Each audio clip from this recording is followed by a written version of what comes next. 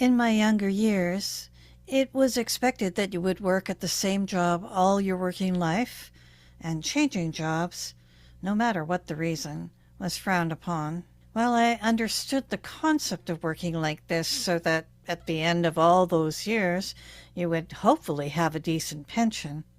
I refused to follow this rule because jobs get boring after a while, and I needed to do something that challenged me. This variety was reflected on my resume and remarked upon by potential future employers.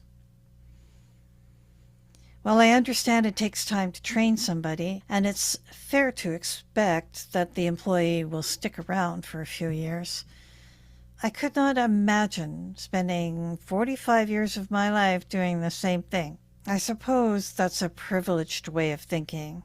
Some people may not have a choice. They have families to raise and food to put on the table, and sometimes sticking with a job you don't always like is better than the alternative. I learned or was told that you can't do art for a living, that you need to get a proper job. Adherence to this idea had me working at a variety of jobs, none of which made me very happy. I once worked at a place where you were assessed by the number of insurance claims you processed every day. It didn't matter if you were on the phone for 20 minutes with someone who was upset and crying. You had to process a minimum of 90 claims a day. After a while, I realized there was no soul in this work. I finally left and retrained as a graphic designer in the hopes that doing something more creative would make life more meaningful. Not really. But through that, I did start working on theater and music and connecting with others, and eventually I was able to retire from the corporate world. It's a risk to live more simply without the benefits and the pension you are promised. But I decided then that time now was more important to me than living with the idea that I could only break away from this corporate job path when I was 65. It might be different if you have family to support. For me, this worked. I'm 70 now, and I'm glad that I made that change in my 30s, although I was judged negatively for it by relatives and family. What's fascinating is how these rules get internalized so deeply that breaking them feels like a kind of betrayal. Without a level of self-awareness, it's hard to know the truth of it. I got married to entirely the wrong person because he asked me.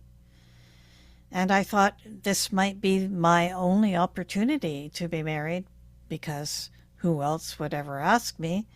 And being married and having children is definitely a rule for women to follow, or at least it was in my earlier life. This rule was so ingrained in society that in my 30s and 40s, people would just automatically assume that I was married, and without any pause would ask the next question, which was, how many children do you have? It's not just about the assumption itself. It's about how these questions leave no room for alternative narratives. We assume that every couple must be male and female. We assume that the male is the breadwinner. We assume the female has children. We assume that art cannot pay a decent wage, or that it is somehow less respectful than other vocations.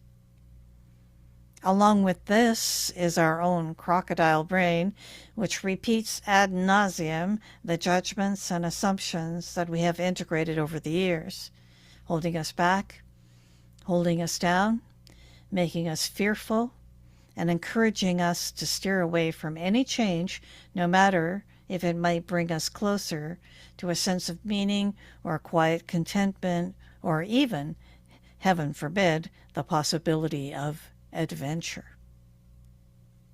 When I gave up that good-paying corporate job for a part-time job in a facility so I could work on music and teach singing, I felt the weight of disapproval around me, real or imagined.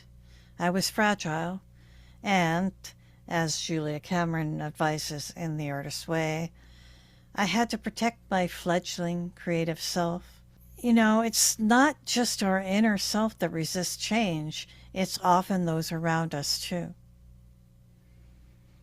Still, the only person responsible for our inner life and the choices we make is ourselves. While I recognize that there are responsibilities we need to fulfill, at the same time, I also believe there has to be balance in our lives, times of serenity and times of striving for something more. It takes courage and a lot of determination to stay the course and change something in ourselves and in our lives.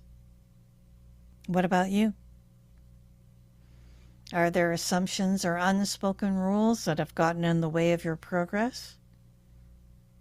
As Seneca said, it's not because things are difficult that we dare not venture. It's because we dare not venture that they are difficult. So, how do we keep working on dreams when they feel impossible to achieve?